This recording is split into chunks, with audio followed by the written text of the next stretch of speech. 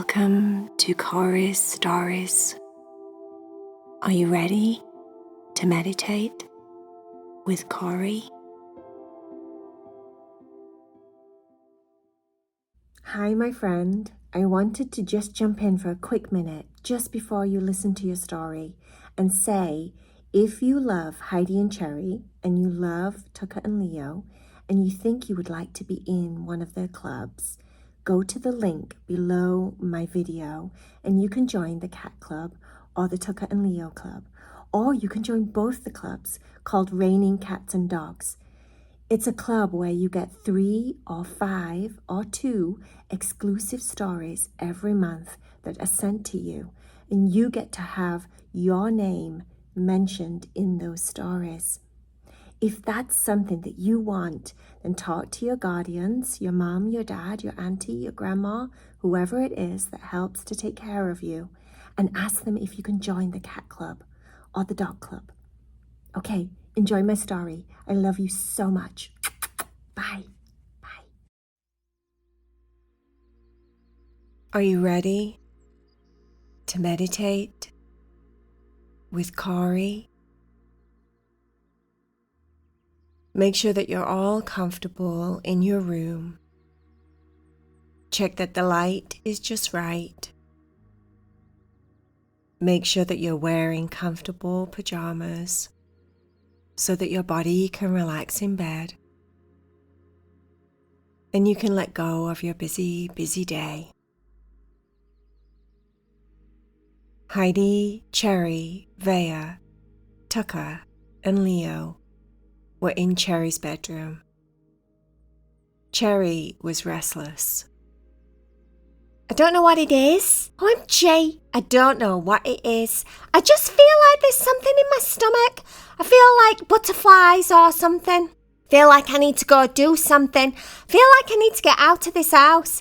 I feel like we've been in this house all day. Tucker said, "No, we haven't. We only just come over, didn't we, Leo?" I know, Tucker, I know, but I'm just saying how I feel. I feel really restless and prickly and pokey, like I just want to get out. Vea said, It's been a while since, you know. Cherry said, That's it! OMG! That's it, Vea. That's it, that's what we need to do. Go get it right now. Heidi, Tucker, and Leo quickly caught on to the fact that Vea was talking about her dragon scale. Vea went downstairs. She digged through the sugar in the cupboard and found her white dragon scale. She didn't touch it, not very much. She just pinched it with her paw. She didn't want to activate it too soon. She wanted to make sure that she was with all the others first. When she got back upstairs into their room, Vea looked at everyone as if to say, "Are you ready?" And no one argued with her. They were ready. Vea rubbed all the sugar off the white dragon scale that she'd found. And as she rubbed the sugar away to clean it, in the next breath they were all up in the air, flying through the sky in their dragon bodies. It was raining outside. It was super stormy. There was lightning blaring out in the sky. Occasionally they heard thunder and it sounded as if it was following them. The rain just poured and poured and poured. All the clouds were dark and grey.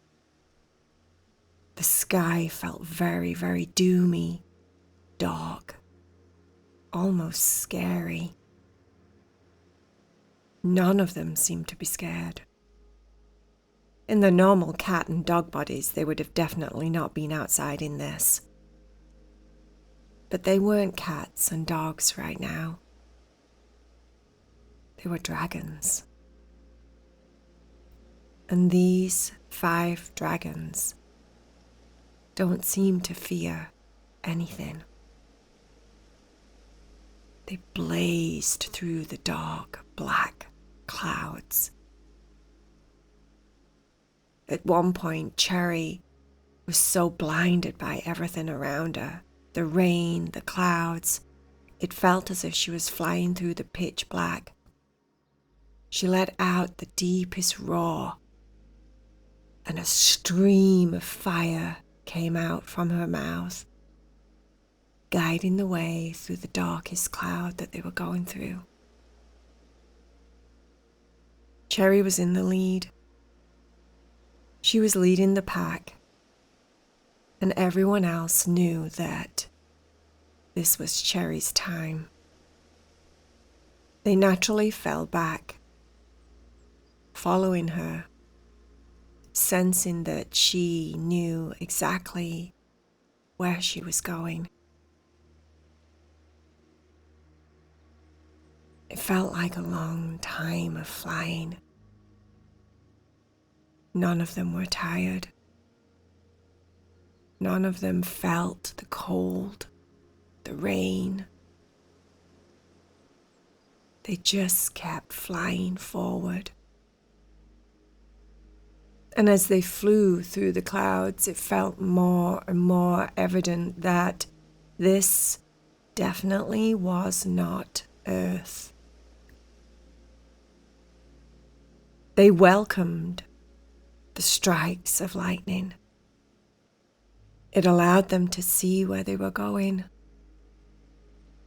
The big cracks, the booms of thunder. It was like music to the dragon's ears. The sky started to get a haze of gold and orange and red. And as they flew more and more towards that colour, they started to see nothing but the brightest of orange, the fieriest colour of all. And then Cherry started to descend. She had come to the part of the octagon that was hers. She knew it, she felt it, and that feeling in her stomach that she had earlier seemed to explode. The first thing that everyone noticed was the sound of the drums. Boom, boom, boom. A deep, deep roar, repetitive, coming over and over and over again, and the roar of the drums seemed to vibrate through Cherry's body. As she slowed her descent, getting closer to the ground, she turned and peered at the 4 dragons behind her. Her brilliant, orange, fiery eyes set alight as if her eyes themselves were on fire. Her cornelian crystal eyes blazed in the dark sky. She didn't say a word. She spoke to them all in their minds. Follow me. They all sensed it. The ground beneath them was a roaring, rolling, tumbling escapade of volcano lava. The whole ground was bubbling and burning everything that it came into contact with. Cherry's part of the octagon was called Fire Island. In the center of her section was a giant volcano, erupting, bubbling over with active, vibrant, fiery lava, pulsing out of its center. The pulse of the volcano seemed to time with the drum. Boom, Boom, boom. No one said a word. They landed down on the ground. A part of the lava that had already cooled slightly, but it would still have burnt their paws if they were animals. But they seemed to be immune to the heat. It didn't hurt their feet at all as dragons. Cherry landed very, very close to the lava. And that's when everyone else noticed the activity, the buzz of what was happening here in this place, in Fire Island. They were surrounded by tall, 8 foot at least, robots.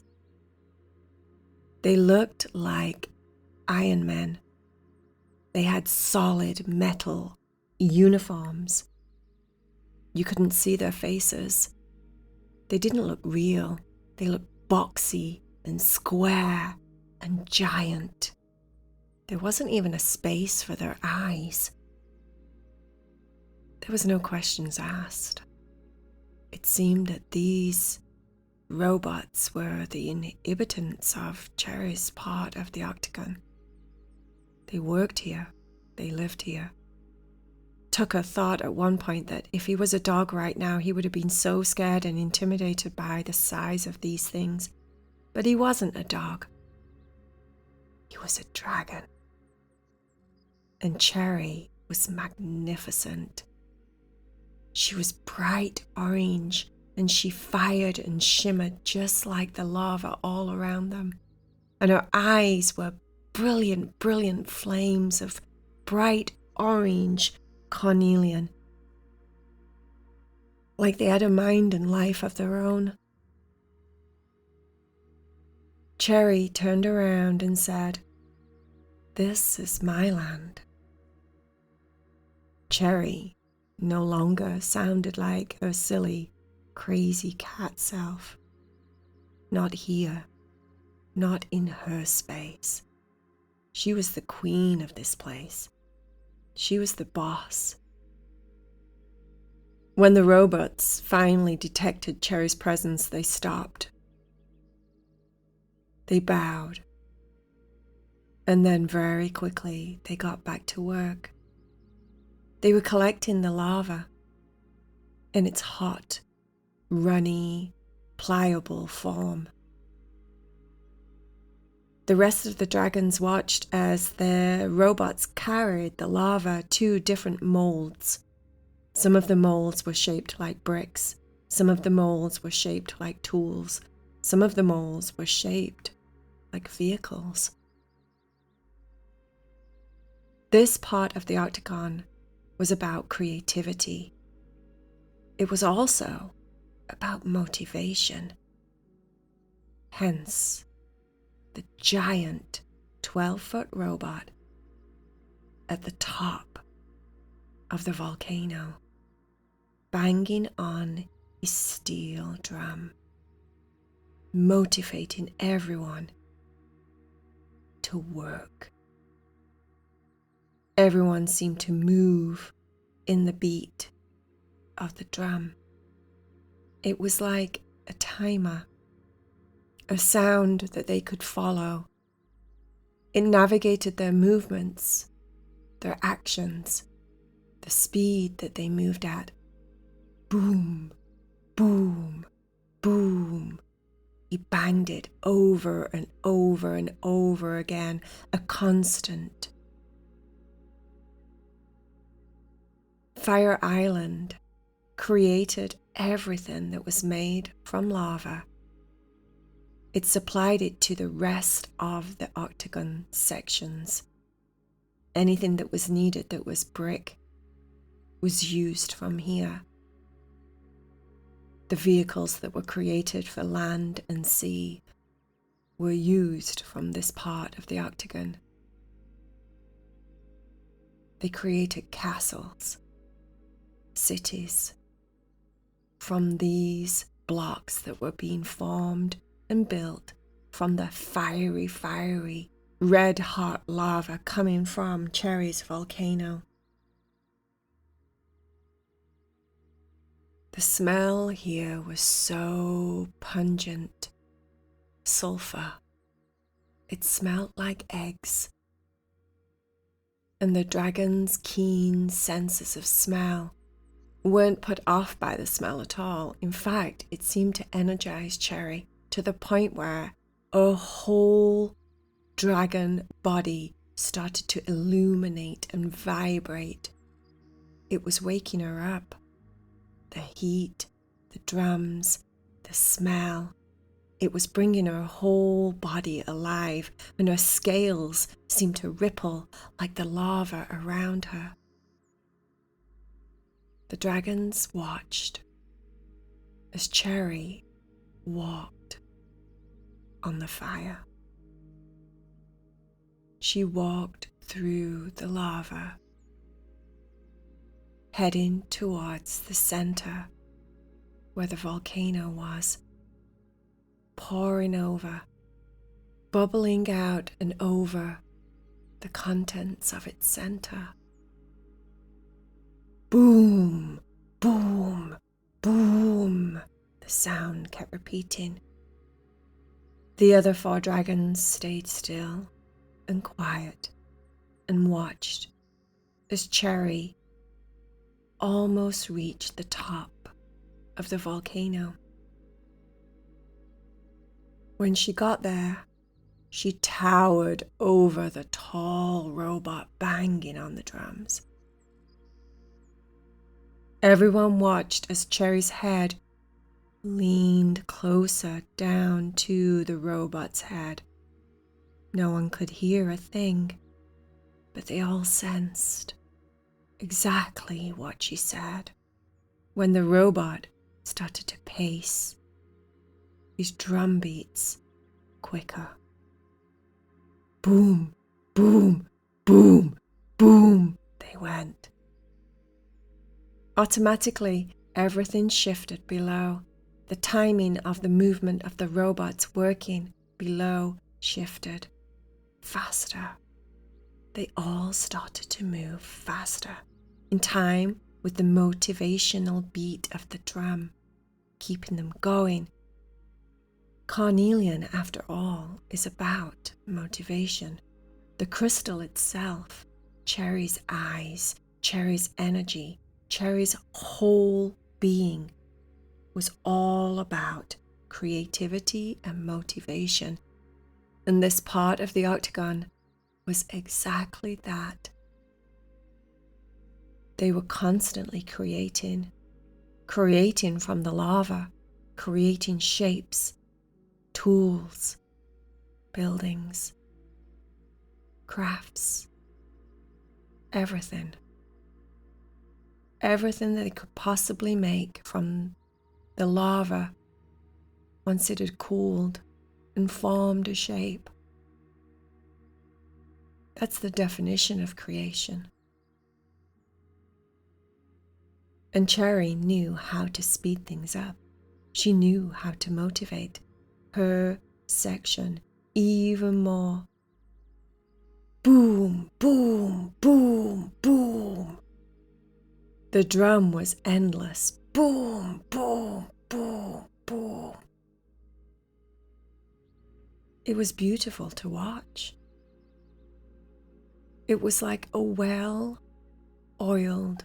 machine. And Cherry being there seemed to make it work even better.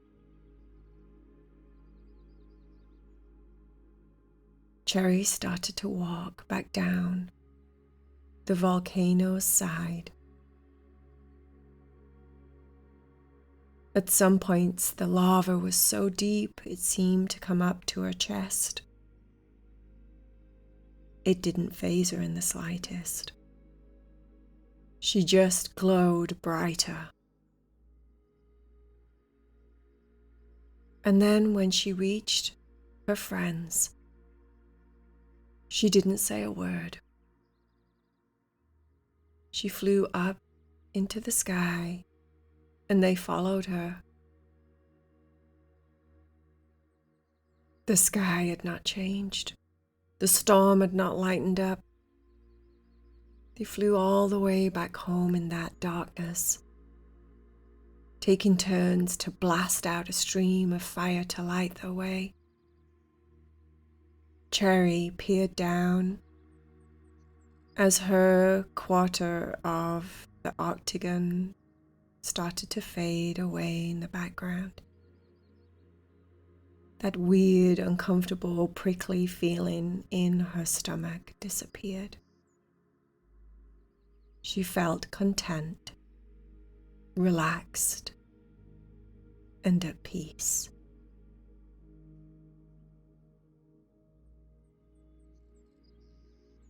The end.